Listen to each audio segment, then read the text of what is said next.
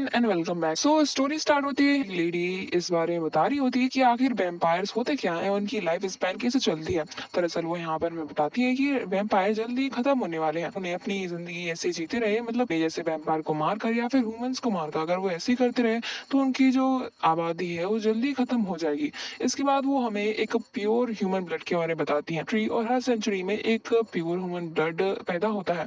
उसका होना काफी रेयर है और वो लाखों में एक ही पैदा होता है। दरअसल प्योर ह्यूमन ब्लड के कांटेक्ट में आने के बाद जो वैम्पायर है वो इंसान बन सकता है और उसकी लाइफ स्पैन काफी एक्सपेंड हो सकती है। इसकी वजह से जो वैम्पायर है, जो मरने वाले हैं, वो हमेशा प्योर ह्यूमन ब्लड को ढूंढते रहते हैं। अपने मेन लीड जुनहो को देखते हैं, जो कि एक वैम्पायर है और उसकी लाइफ स्पैन जल्दी खत्म होने वाली है, वो जल्दी मरने वाला है। अगर उसे प्योर ह्यूमन ब्लड नहीं मिला तो वो जल्दी ही मर जाएगा। इसके बाद वो यहाँ पर कुछ पुरानी चीजों को देखता है। यहाँ पर वो अपने एक फ्रेंड को याद करता है जो कि उसका काफी अच्छा दोस्त हुआ करता था, बट आज वो जिंदा नहीं है। जुनहो उसे याद करते हुए सोचता है कि वो भी हमेशा से ह्यूमन बनना चाहता है, क्योंकि ह्यूमन होना वैम्पायर होने से काफी अच्छा है। कम से कम तुम्हें इंसानों का खून तो नहीं पीना पड़ता। तभी अपने सेकंड मेन लीड मेन ह्यू को दिखते हैं, जो कि अपने भाई के साथ वहां पर आता है। यहाँ पर उसका भाई उसे यूनिवर्सिटी के बाहर छोड़ता है। उसका भाई उसे फोन देता है और कहता है कि तुम हमेशा अपना फोन भूल जाती हो, अगर तुम्हें कोई दिक्कत हो तो मुझे कॉल कर सकते हो। मेन्यू कहता है कि मैं छोटा नहीं हूँ तो आपको मेरा पीछा करना छोड़ देना चाहिए। तभी उसका भाई कहता है तुम्हें पता है ना, मेरी जिंदगी में बस तुम ही हो। तभी मेन्यू कहता है कि वही पुराने डायलॉग, मैं समझ चुका हूँ और आपको अब जाना चाहिए, मैं अपना खुद ख्याल रख सकता हूँ। इसके बाद मेन्यू अपनी क्लास की तरफ भागने लगता है। यहाँ पर वो सीढ़ियों से भाग भाग कर जा रहा होता है, तभी वो सीढ़ियों पर ही गिर जाता है। इसके बाद यहाँ पर जुनहो आकर उसे हाथ देता है और कहता है क्या तुम ठीक हो। यहाँ पर मेन हीरो को उसे बस देखता जा रहा था। दरअसल जुनहो पूरी यूनिवर्सिटी में सबसे ज्यादा स्मार्ट एंड हैंडसम है। यहाँ पर मेन हीरो को भी तो पसंद है क्योंकि वो हैंडसम भी है और सभी से बड़े प्यार से बात करता है। यहाँ पर मेन हीरो बस जुनहो को देख रहा था, ये नोटिस नहीं कर रहा था कि उसके हाथ में चोट लगी है। तभी जुनहो कहता है कि तुम्हारा हाथ ब्लीड कर रहा है। तभी मेन हीरो कहता है कि oh I am sorry, but thank you, तुमने मुझे बचा लिया। तभी जुनू कहता है कि हाँ कोई बात नहीं, तुम वैसे जा सकते हो। इसके बाद मेरी यूक वहां से भाग जाता है। आफ्टर दैट जुनू जब उसके ब्लड को स्मेल करता है तो उसे पता चलता है कि ये बंदा तो प्योर ह्यूमन ब्लड है। मतलब जिस सेंचुरी वाले बंदे की हम बात कर रहे हैं वो दरअसल हमारा एक लौता मेन ह्यू की है, जो कि लाखों में एक बार ही पैदा हुआ है। बाद जुनू की आई से ओशन हो जाती है। यहाँ पर उसकी वेम्पायर वाली आदतें बाहर निकल आती हैं और उसे लगने लगता है कि कैसे उसे मेन ह्यू को अपने पास लाना होगा ताकि वो उसका ब्लड ले सके और वो ह्यूमन बन सके। जुनहो और मिनह्यूक दरअसल एक क्लास में ही होते हैं। मिनह्यूक भी छुप छुप कर जुनू को ही देख रहा था। यहाँ पर जुनू की तो सीधी नजर से मिनह्यूक भरी थी। यहाँ पर उसके मुंह में पानी भी आ रहा था कि आखिर मिनह्यूक का ब्लड टेस्ट में कैसे होता होगा। अगर वो प्योर ह्यूमन ब्लड है मतलब वो कुछ एक्स्ट्रा ही डिलीशियस ब्लड होता होगा। और उसके दिमाग में बस यही चल रहा था कि कैसे ना कैसे उसे बस मिनह्यूक को पटाना है। जुनू ये नोटिस कर रहा था कि मिन्यक बस उसे ही दिख रहा है, मतलब उसकी बात बिना कुछ करे बन सकती है। तो जब जुनू बाहर जाता है तो यहाँ पर यूनिवर्सिटी का एक लड़का उसे अप्रोच करता है और कहता है कि जुनू हाँ मैं तुम्हें ढूंढ रहा था। दरअसल जुनू काफी ज्यादा फेमस है तो सारे लड़के और सारी लड़कियां उससे बात करते ही रहते हैं। यहाँ पर जुनू काफी ज्यादा भूखा भी था और उसे ब्लड की जरूरत भी थी और वो सोच रहा था कि अगर उसके हाथ जल्दी ही मिन्यूक आ जाए तो सब कुछ सही हो जाएगा। लेकिन उसे मिन्यूक दिखता भी नहीं है। इसके बाद उसके सामने एक यही बना था। इसके बाद उसकी आंखें फिर से ओशन कलर की हो जाती हैं। इसके बाद उस लड़की को पॉजेस करके वो मेंस वॉशरूम में ले जाता है और उसे बाइट करके उसका ब्लड ड्रेन कर लेता है। वो जब जुनू वहां से चला जाता है तो उस बंदे को कुछ भी याद नहीं रहता। उसे पावर है कि वो इंसान को सब कुछ भुला सकता है। यहाँ पर उस बंदे को कुछ भी याद नहीं रहता कि उसके साथ हुआ क्या था। आफ्टर ऑल उसके लिप्स पर जो बाइट है उससे उसे पता लग जाना चाहिए था। इसके बाद जुन वो प्रेसिडेंट मीरियम से मिलने के लिए जाता है, जो कि उसकी सच्चाई जानती है और वो भी उसी की तरह एक वेम्पायर है। यहाँ पर वो जुनू को बताती है कि तुम्हारी फ्रेंड को आज मरे 10 साल हो गए तो तुम्हें उसकी ग्रेव को विजिट करना चाहिए। तभी जुनू कहता है कि नहीं, ये उसे बहुत ही ज्यादा पेनफुल लगता है। इसके बाद उसे बताती है कि क्या तुम्हारे पास ज्यादा दिन नहीं बचे हैं, तुम्हें पता है। तभी जुनू कहता है कि हाँ मुझे पता है, लेकिन मैंने एक रास्ता ढूंढ लिया है अपनी जिंदगी एक्सपेंड करने का और मैं इतनी जल्दी नहीं मरने वाला हूँ। मुझे दरअसल ह्यूमंस की तरह जीना है ताकि मैं अपनी जिंदगी नॉर्मल ह्यूमन की तरह जी सकूं और इसके बाद मैं पीसफुली मर जाऊं। मुझे ऐसे वेम्पायर वाली मौत नहीं मरनी। तो एक प्रेसिडेंट मीरियम उसे एक लाइब्रेरी में ले जाती है। यहाँ पर एक बुक पढ़कर उसे बताती है दरअसल पहले तुम्हें उसे तुमसे फॉल इन लव करवाना होगा, इसके बाद ही तुम उसका प्योर ह्यूमन ब्लड ले सकते हो। दरअसल अगर तुम उससे फॉल इन लव हो जाओगे या फिर उसको अपने खुद से फॉल इन लव करवा लोगे तो जब तुम उसका ब्लड ड्रेन करोगे वो तुम्हें ज्यादा फायदा करेगा, क्योंकि अगर तुम जबरदस्ती ऐसा करोगे तो वही होगा जो कि सालों पहले तुम्हारे साथ हो चुका है। तभी जुनू कहता है कि हाँ मैं पूरी कोशिश करूंगा, क्या ये सच में काम करेगा। प्रेसिडेंट कहती है कि हाँ हो सकता है। तभी जुनू जाकर मेन्यू को अप्रोच करता है और कहता है कि तुम मुझे जानते हो। तभी यहाँ पर मेन्यू कहता है कि हाँ तुम यूनिवर्सिटी में सबसे ज़्यादा फेमस हो। तभी जुनू कहता है कि अभी तुम्हें जानता हूँ, तुम्हें सीढ़ियों पर मिले थे। तभी मीनू कहता है कि मुझे पता नहीं था कि तुम्हें याद होगा। जुनू कहता है कि मुझे याद क्यों नहीं होगा, तुम तो बहुत क्यूट हो। तब मीनू थोड़ा शर्मा जाता है। तभी जुनू कहता है क्या तुम मेरे साथ असाइनमेंट में काम करना चाहोगे, जो कि अभी अभी हमें क्लास में मिला है। तभी जुनू कहता है कि हाँ, मेरा भी कोई पार्टनर नहीं है। जुनू कहता है कि हाँ, तो ये सही रहेगा, हम एक दूसरे के पार्टनर बन जाते हैं और हमारा काम आसानी से हो जाएगा। यहाँ पर मीनू कहता है कि हाँ बिल्कुल, लेकिन जुनू का पर्पस कुछ अलग ही था। ये दोनों लाइब्रेरी जाते हैं। यहाँ पर मीनू को समझ में नहीं आ रहा था कि आखिर वो बात क्या करे। इसके बाद वो कहता है कि लाइब्रेरी काफी अच्छी है, मैं यहाँ पर पहली बार आया हूँ। तभी जुनू तो बस उसे ही देखता जा रहा था। इसके बाद जुनू उसे दिखता है। इसके बाद उसे अपनी फ्रेंड की याद आती है। वो जब जुनू अकेला बैठा था तभी उसका फ्रेंड उसके पास आता है और कहता है क्या तुम ठीक हो। तभी जुनू अपना आपा खो बैठता है। इसके बाद उसकी आंखें ओशन कलर की हो जाती हैं। इसके बाद अपनी फ्रेंड पर अटैक कर देता है और सारा ब्लड पी जाता है। और ये सब करते करते फ्रेंड की वहीं पर डेथ हो जाती है। और जुनू अभी तक इस ट्रॉमा से बाहर नहीं आ पाया था और उसे लगता है कि शायद वो बहुत ही बड़ा गुनहगार है, उसने अपने इकलौते फ्रेंड को मार दिया। उसका रिग्रेट उसे आज भी होता है। यहाँ पर वो यही बातें सोच सोच कर सिर दर्द करने लगता है। फिर प्रेसिडेंट को देखते हैं जो कि बात कर रही थी। जुनू के पास बहुत ही कम दिन बचे हुए हैं, उसके पास बहुत कम टाइम है अपनी जिंदगी बचाने के लिए। यहीं पर हम जुनू को मेन्यू के साथ दिखते हैं। यहाँ पर ये दोनों अपना प्रोजेक्ट पूरा कर रहे थे। दोनों को अपना पर्सनल इंट्रोडक्शन देकर शॉर्ट फिल्म दरअसल रिकॉर्ड करने की, ताकि ये टीचर्स को सबमिट कर सके। यहाँ पे मेन्यू को कुछ भी बोला नहीं आता है। यहाँ पर अपनी हॉबीज के बारे में बताता है कि उसके बास्केटबॉल खेलना आता है। तभी जुनू कहता है कि तुम्हें दिक्कत लगता तो नहीं है कि तुम्हें बास्केटबॉल खेलना आता है। इसके बाद ये दोनों बास्केटबॉल खेलते हैं। बास्केटबॉल कम रोमांस ज्यादा होता है। इसके बाद ये दोनों बास्केट कोर्ट पर ही लेट जाते हैं। यहाँ पर मेन्यू को जुनू से कहता है कि उसे पहली बार किसी के साथ टाइम बिताकर इतना अच्छा लग रहा है। तभी जुनू कहता है कि हाँ, मुझे भी काफी अच्छा फील हुआ क्योंकि तुम मुझे काफी अच्छे लगे। तभी जुनहो मिन्यू को अपने अपने हाइड आउट पर ले जाता है, जो कि उसने स्कूल में ही बनाया हुआ था, जिसका किसी को भी पता नहीं था। यहाँ पर उसने बिल्कुल घर वाला माहौल वहाँ पे बनाकर रखा था। तभी जुनू कहता है कि ये प्लेस काफी अच्छी है। इसका मिन्यू और जुनहो वहाँ पर ड्रिंक करते हैं। इसके बाद ये काफी टाइम स्पेंड करते हैं। यहाँ पर मिन्यू का भाई उसे कॉल कर रहा था। मिन्यू बताता है कि उसका भाई उसका बहुत ख्याल रखता है, उसके बारे में काफी चिंता करता है, बट चिंता कुछ ज्यादा ही हो रही है। इसलिए उसे कभी कभी ऐसा फील होता है जैसे कि वो अपनी जिंदगी ढंग से जी ही नहीं रहा है। सिर्फ अपने भाई की वजह से वो इधर उधर चुपता फिरता है। कॉल का जवाब देना चाहिए। मिन्यू कहता है कि कोई बात नहीं, वैसे भी मैं उसे जाकर मिलने ही वाला हूँ। और तुम्हें पता है कि बाद ये दोनों अपनी शॉर्ट फिल्म जो बनाई है उसे देखते हैं। यहाँ पर जुनहो मेन्यू का मजाक उड़ाता है बिकॉज उसको अपना इंट्रोडक्शन देने तक नहीं आ रहा था। तब ये दोनों अपनी लाइफ स्टोरी शेयर करते हैं। मेन्यू बताता है दरअसल उसके मॉम एंड डैड की डेथ है वो पहली बचपन में हो चुकी है और वो भी एक बार किडनैप हो चुका है। की वजह से उसका भाई उसकी काफी केयर करता है, उसे कभी भी अकेले नहीं जाने देता। तभी जुनू कहता है कि हाँ, मैं समझ सकता हूँ। इतने में ही वो दोनों लैपटॉप लैपटॉप के लिए लड़ने लगते हैं। यहाँ पर ये दोनों काफी क्लोज होते हैं और जुनू बस मिन्यू को किस करने वाला ही होता है, पर ये किस हो नहीं पाती। मिन्यू को जुनू से दूर चला जाता है। इसके बाद उसका कैमरा देखने लगता है। तभी वो कहता है क्या मैं फोटो ले लूं। तभी जुनू कहता है कि नहीं, ये फोटो लेने के लिए नहीं है, ये मुझे किसी की याद दिलाता है। दरअसल ये कैमरा उसके फ्रेंड का था, जो कि उसकी हमेशा उसे फोटो लिया करता था। इसकी वजह से जुनू को हमेशा उस कैमरे को देखकर उसकी याद आती है। नो मेन्यू को बाहर तक छोड़ने के लिए जाता है। तभी मेन्यू उसको आज के लिए थैंक यू बोलता है। तो वो कहता है क्या वो उसके हाइड आउट में जब चाहे आ सकता है। तभी जुनू कहता है कि वो हाइड आउट नहीं है, वो जगह है। हाँ, तुम जब भी आना चाहते हो वो दरवाजे तुम्हारे लिए हमेशा खुले हैं और तुम तो कभी भी आ सकते हो। अगले दिन मेन्यू जुनू के पास आता है, जो कि स्कूल में जल्दी आके सेल्फ स्टडी कर रहा था। मेन्यू उसके पास आता है और कहता है कि तुम आज जल्दी आ गए। तभी जुनू कहता है कि हाँ, होता है कि उसे तुम्हारे साथ काफी मजा आता है, क्या हम फिर से साथ में हैंग आउट कर सकते हैं। तभी जुनू कहता है कि हाँ, हम चल सकते हैं। तभी यहाँ पर जुनू मेन्यू से पूछता है वो कल वाली बात, क्या तुम मुझे लाइक करते हो। क्योंकि यहाँ पर मेन्यू को बैठा बैठा उसे देख रहा था और काफी शर्मा भी रहा था। इतनी भी हिम्मत नहीं थी कि वो जुनू के साथ आई कांटेक्ट भी कर सके। जुनू के सर में अचानक से दर्द होने लगता है और ये सिम्टम सिर्फ ये दर्शा रहे थे कि उसकी मौत जल्दी होने वाली है। उसकी वैम्पायर सिम्टम उस पर हावी हो रहे हैं। इसके बाद वो अपने हाई रोड में चले जाता है। यहीं पर मीन योग उसके पास आता है और कहता है क्या तुम ठीक तो हो। तभी जुनू कहता है तुम्हें यहाँ पे आने की जरूरत नहीं थी। मीनू कहता है कि मुझे तुम्हारी चिंता हो रही थी। तभी जुनू उसे स्ट्रेट फॉरवर्डली, मैंने तुम्हें किस करने वाली बात कही थी ना, वो बस एक मजाक था। वो थोड़ा बुरा लगता है और कहता है कि अच्छा, तो मजाक था। तभी जुनू कहता है कि क्या तुम मुझे सच में लाइक करते हो। तभी यहाँ पे मीनू कहता है तुम्हारा क्या, क्या तुम मुझे लाइक करते हो। इसके बाद जुनू कहता है क्या मैं तुम्हें एक बार किस कर सकता हूँ। मेन्यू को कह देता है कि हाँ। इसके बाद जुनू मेन्यू को किस करता है। इतने में ही यहाँ पर उसकी भाई की एंट्री हो जाती है। यहाँ पर उसके वैम्पायर वाले सिम्टम उस पर हावी हो रहे थे। यहाँ पर वो मेन्यू को जस्ट फाइट करने वाला ही होता है। इतने में ही उसका भाई उसे लेकर वहां से चला जाता है। यहाँ पर वो जुनू को भी धक्का देता है। जब मेन्यू को अपने भाई के साथ बाहर जाता है तो अपने भाई पर भी चिल्ला जाता है और कहता है कि आपको ऐसे बीच में आने की जरूरत नहीं थी। तभी यहाँ पर उसका भाई कहता है तुम उस लड़की को पसंद करते हो क्या। तभी यहाँ पर मीनू कहता है कि हाँ, मैं उसे पसंद करता हूँ। तो क्या वो बॉय है, वो एक लड़की नहीं है, तो इसका मतलब ये नहीं कि मैं उसे प्यार नहीं करता, मैं उसे पसंद करता हूँ।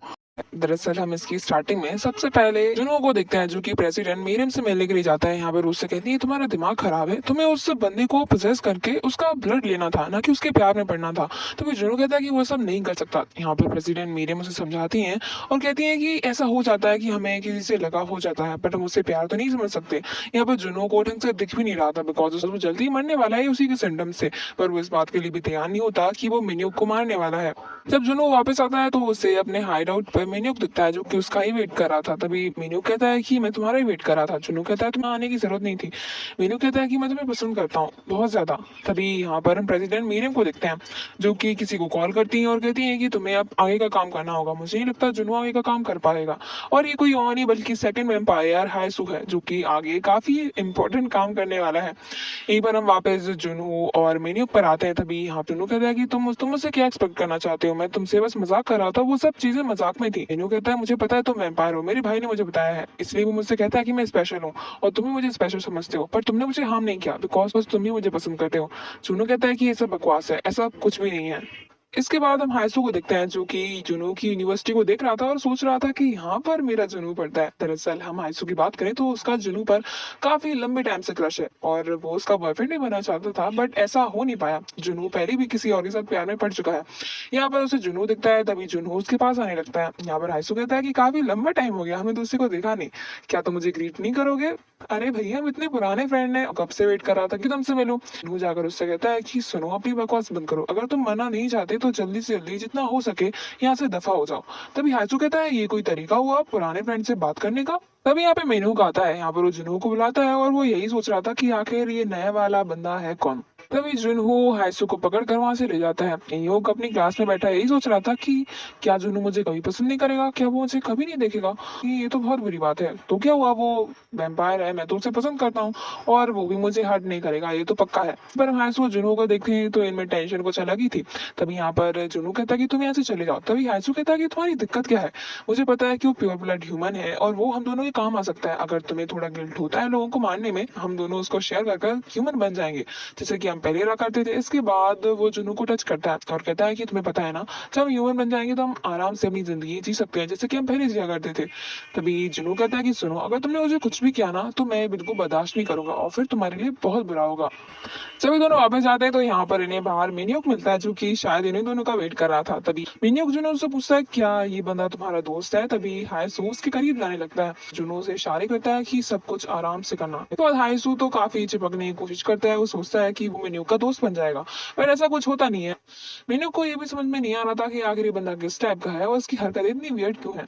तभी जुनू प्रेसिडेंट मीरियम से मिलता है। यहाँ पर वो उसे ब्लड देती है और कहती है कि ये तुम्हें सरवाइव करने में हेल्प करेगा। दरअसल ये ब्लड लेना भी काफी हार्ड है, मैंने इसे काफी मुश्किल से तुम्हारे लिए लिया है। तभी यहाँ पर जुनू तो इस बात से परेशान था कि आखिर हायसू यहाँ पर क्या कर रहा है, अगर वो यहाँ पर है तो मेन्यू को इतनी आसानी से तो छोड़ेगा नहीं। तभी वो यहाँ पर प्रेसिडेंट मीरियम से कहता है कि आपने उसे बुलाया है। तभी वो कहती है कि मैंने तुम्हारे लिए सब किया है। तभी वो कहती है कि 30 साल पहले मेरा एक दोस्त ऐसे ही मर गया, उसने एक इंसान को बचाने के चक्कर में अपने आप को मारना अच्छा समझा, ना कि उसे मारने का। तुम्हें अभी कुछ नहीं सोचना चाहिए, बस ये सोचना चाहिए कि तुम्हें जिंदा रहना है, तुम्हें सरवाइव करना है और मैं अपने फ्रेंड्स को ऐसे मरते हुए नहीं देख सकती। तभी यहाँ पर जुनू कहता है कि एटलीस्ट मुझसे पूछना तो चाहिए था कि मैं चाहता क्या हूँ। यहाँ पे प्रेसिडेंट मीरियम कहती है मुझे पता है तुम वही करोगे जो कि 30 साल पहले उसने किया था, पर मैं नहीं चाहती कि तुम ऐसा सब कुछ करो। प्रेसिडेंट मीरियम इसके बाद हायसू को कॉल करती है और कहती है कि अगर तुम्हें मेन्यू का दिल जीत लिया तो सब कुछ सही हो जाएगा। वो दरअसल अपनी फीलिंग्स के बारे में कंफ्यूज हो जाएगा और उसके बाद शायद उसका जुनू में से भी इंटरेस्ट चला जाए। अगर ऐसा कुछ हुआ तो जुनू को समझाना थोड़ा आसान हो जाएगा। तभी कोई जवाब नहीं देता। इसके बाद हम जुनू को देखते हैं जो कि अपने हाइड आउट पे जाता है। यहाँ पर उससे मिन्यूक दिखता है। दरअसल वो मिन्यूक होता नहीं है, दरअसल वो हायसू था। हर जगह से मिन्यूक ही दिख रहा था। तभी हायसू जाके उसे अप्रोच करता है और कहता है कि तुम्हारी हालत इतनी बुरी हो गई, तुम जल्दी मरने वाले हो, तुम ये भी जानते हो। तभी हायसू उसका हाथ पकड़ता है और कहता है कि तुम किस हालत में हो, क्या तुम अभी तक उस इंसिडेंट से ओवरकम नहीं हो पाए हो? कम से कम मुझे ये तो बताओ कि आखिर तुम्हारी हालत क्या है, तुम क्या सोच रहे हो, क्या फील कर रहे हो? तभी यहाँ पर जुनू कहता है कि हाँ तुमने सही समझा, मैं अभी तक सही हालत में नहीं हूँ। यही वो इंसान था जिसने उसे मारा है। दरअसल वो अपने बॉयफ्रेंड के बारे में बात कर रहा था जो कि कभी ह्यूमन भी हुआ करता था, बट जुनू ने अपनी हंगर में आकर उसे मार डाला, उसका सारा खून पी लिया। इसके बाद वो मर गया, जो कि मैं पहले भी बता चुकी हूँ। हम वापस उसी सीन पर जाते हैं। यहाँ पर जुनू को जब होश आता है जब वो बॉयफ्रेंड पूरी तरीके से मर चुका था। तभी हाइसू उसे देख लेता है। तभी वो कहता है कि तुम्हें क्या हुआ? इसके बाद वो ये सब सिचुएशन भी सब कुछ समझ जाता है। यहाँ पर हम प्रेजेंट टाइम में आते हैं। तभी वो कहता है कि हाँ, वो सब कुछ चीजें भूलना चाहता है, वो सब कुछ लेकिन भूल नहीं पाया है, वो तब से अवॉइड कर रहा है। और इसीलिए वो हमेशा से हाइसू से बचता आया है, बिकॉज हाइसू उसे हमेशा उसी इंसिडेंट की याद दिलाता है। तो उसे कहता है कि इट्स ऑल राइट, सब कुछ ठीक हो जाएगा, मैं हूं ना। आयसू को प्रेसिडेंट मीरियम के साथ देखते हैं। मीरियम कुछ भी कहने को तैयार नहीं थी, बिकॉज वो जुनू की फीलिंग को समझ रही थी। पर उनके पास कोई रास्ता भी नहीं था, बिकॉज वो जुनू को मरते हुए भी नहीं देखना चाह रही थी। वो एकदम कंफ्यूज थी। यहीं पर हम आयसू के इरादे दिखे तो उसे पक्का पता था कि आखिर उसे क्या करना है। यहाँ पर वो कहता है कि वो मेन्यू को मारने वाला है। एक पर्पज कि उसे प्योर ब्लड भी मिल जाएगा और उसे जुनू भी मिल जाएगा, इसीलिए वो सब करने वाला है। और उसे रुकने वाला भी कोई नहीं होगा, बिकॉज किसी को पता भी नहीं चलेगा। मुझे बताया कि आप भी यही चाहती है, पर थोड़ा डर रही है, पर चिंता मत करिए। जब आपको पता चलेगा कि जुनू एकदम सेफ है तो आपको भी राहत की सांस मिलेगी। न्यू को देखते हैं जो कि ड्रिंक खोलते टाइम उसके हाथ में थोड़ी सी चोट लग जाती है, उसका ब्लड निकल आता है। इतने में ही जुनू वहां पर आता है। यहाँ पर उसका ब्लड देखकर उसकी हंगर बढ़ने लगती है। उसकी आईज फिर से ओशियन कलर की हो जाती है, मतलब वो अपने वेम्पायर फॉर्म में था। यहाँ पर वो वहां से चला जाता है, बिकॉज उसे पता है कि अगर वो यहाँ पर और देर रहा तो अपने आप को रोक नहीं पाएगा। इसके बाद उसकी हालत बहुत ज्यादा खराब हो जाती है। यहाँ पर वो दूर सड़क पर बैठकर अपने आप को कंट्रोल करने की कोशिश कर रहा था। इतने में ही मिनियक उसके पास आता है और कहता है कि ये सब मेरे ब्लड की वजह से है ना। तभी यहाँ पर जुनू कहता है कि मेरे रास्ते से हटो। तभी मिन्यू कहता है कि तुम मेरा ब्लड ले सकते हो जितना भी तुम्हें चाहिए, तुम्हें पता है ना मैं सीरियस हूँ। तभी यहाँ पर जुनू कहता है कि तुम्हारा दिमाग खराब है, तुम कुछ बात नहीं समझते, ये सब उतना आसान नहीं होता जितना कि तुम सोच रहे हो। जुनू कहता है कि वो सब कुछ जानता है, वो छोटा बच्चा नहीं है, इसलिए वो कह रहा है कि तुम मेरा ब्लड ले सकते हो जितना भी तुम्हें चाहिए। पर जुनू इस बात के लिए तैयार नहीं होता, बिकॉज उसे पता है कि आखिर ये सब चीजें होती कैसी हैं। इसके बाद वो मेन्यू को वहीं पर छोड़कर अपने रास्ते चला जाता है। यहाँ पर मेन्यू को उसका अभी भी पीछा कर रहा था और कहता है कि मैं सीरियस हूँ, तुम ले सकते हो। तभी हम हाइसू को देखते हैं जो कि इन दोनों को एक साथ देखकर जेलिस भी हो रहा था और उसे गुस्सा भी आ रहा था, बिकॉज जुनू आज तक कभी भी किसी इंसान के साथ इतना अच्छा बॉन्ड नहीं बनाया। एक जग्गू बंदर था जिसको उसने पहले ही मार दिया है। मिनू के टाइम पर वो बिल्कुल भी रिस्क लेने के लिए तैयार नहीं है, और ये सब देखकर हाइसू को बहुत ज्यादा ही जेलिसी हो रही थी। प्रेसिडेंट मीरियम तो ये बात सोच सोच कर पागल हो रही थी कि आखिर हाइसू ने उनसे क्या कहा था कि वो मिनू को मारने वाला है अगर वो रास्ते में है। ये सब सुनकर उन्हें फ्रस्ट्रेशन बढ़ने लगती है कि आखिर वो करने क्या वाली है। वो जुनू के साथ धोखा कर रही है, जो कि उनका एक अच्छा फ्रेंड है, जिसकी जान बचाने की उन्होंने जिम्मेदारी ली है। बट अगर मिन्यूक मर गया तो जुनू तो जीते जागते वैसे ही मरने वाला है। तो यहाँ सो मिन्यूक के पास आता है, वो उसे भड़काने की पूरी कोशिश करता है। मिन्यूक को ध्यान से देखता है और कहता है कि मैं समझ गया कि आगे जुनू को क्या पसंद है। दरअसल जो प्योर ह्यूमन ब्लड इंसान होते हैं ना, उनकी ब्लड की टेस्ट बहुत ही ज्यादा अच्छी होती है और वो स्मेल भी काफी अच्छे से करते हैं, इसीलिए जुनू तुम्हारे पास है। लेकिन जुनू तुम्हें सच में पसंद नहीं करता, ये सब तुम्हारा एक वहम है। तभी यहाँ पर इन दोनों में फाइट होने लगती है कि आखिर जुनू किसका है। तभी मिन्यूक कहता है कि तुम ज्यादा दिमाग मत चलाओ, जुनू मुझे पसंद करता है और ये सब मैं जानता हूँ। तभी हाइसू कहता है कि वो सब तुम्हारा दिमागी वहम है, जब वो तुम्हारा ब्लड ले लेगा तो तुम बस मरने वाले हो। बिकॉज जो वेम्पायर्स हैं उनके लिए बस जो प्योर ह्यूमन ब्लड इंसान रहते हैं वो एक फूड की तरह काम करते हैं, ना कि किसी प्यार की तरह।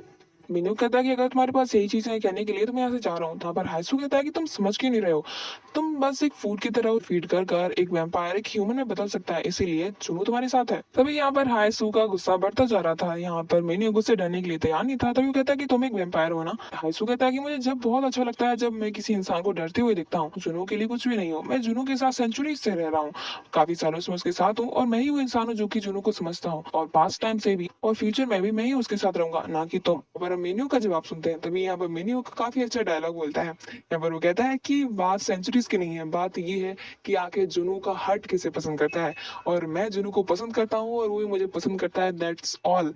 It's not about you Haesoo, I am sorry, but जुनू तुम्हें लाइक नहीं करता, ये सब बात तो मैं अच्छी तरह जानता हूँ। बाद में डायलॉग मारकर मेन्यू वहां से फरार हो जाता है। यहाँ पर हाइसू का गुस्सा तो सातवें आसमान पर पहुंच गया था। इसके बाद उसकी आईज रेड कलर की हो जाती हैं। तो हम हाइसू को देखते हैं जो कि एक बंदे से कहता है कि मेन्यू को दरअसल जुनू रूफटॉप पर बुला रहा था। इसके बाद मेन्यू को जुनू से मिलने के लिए रूफटॉप पर जाता है, बट जुनू कहाँ बीच में आ गया। सब हाइसू का प्लान था ताकि वो मेन्यू को ट्रिक कर कर वहां पे बुला सके और अपने आगे का जो काम है वो अच्छे से कर सके। सिर्फ एक ही काम है कि उसे मेन्यू को रास्ते से हटाना है।